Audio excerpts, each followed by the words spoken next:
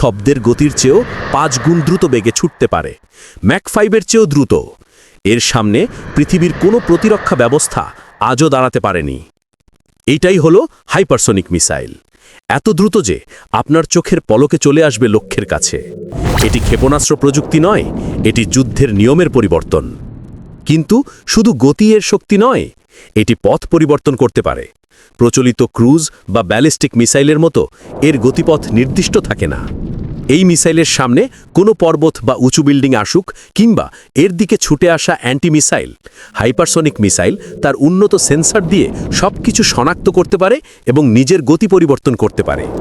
এর গতি এতই বেশি যে কোনো কিছু বুঝে ওঠার আগেই এটি লক্ষ্যবস্তুতে আঘাত হানতে সক্ষম।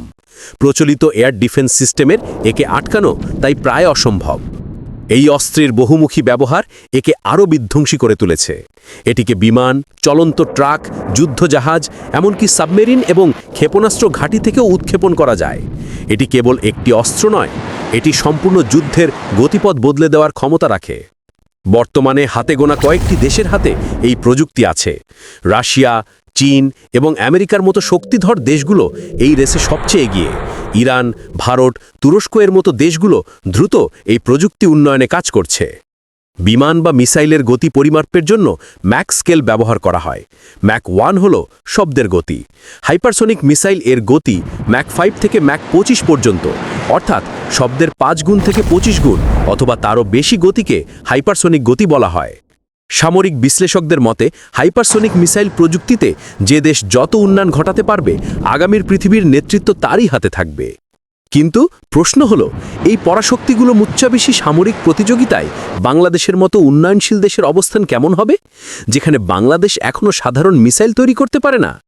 সেখানে পৃথিবীতে শুরু হয়েছে হাইপারসোনিক মিসাইল তৈরির প্রতিযোগিতা। সামরিক প্রযুক্তিতে আমাদের দেশ আজ কতটা পিছিয়ে? এই অস্ত্র প্রতিযোগিতা কি আমাদের আঞ্চলিক স্থিতিশীলতা নষ্ট করবে, নাকি প্রযুক্তির এই বিশাল ব্যবধান আমাদের মতো দেশগুলোকে কেবল দর্শকের ভূমিকায় রাখবে? এটি শুধু প্রযুক্তির প্রতিযোগিতা নয়, এটি বিশ্ব শক্তির ভারসাম্য রক্ষার এক নতুন লড়াই। আপনার কি মনে হয়, এই প্রযুক্তি বিশ্বের জন্য বিপজ্জনক নাকি প্রতিরক্ষার জন্য অত্যাবশ্যক? কমেন্টে আপনার মূল্যবান মতামত জানান। সামরিক প্রযুক্তি নিয়ে আরও গভীর বিশ্লেষণ ও তথ্য জানতে আমাদের চ্যানেলটি সাবস্ক্রাইব করুন। ধন্যবাদ।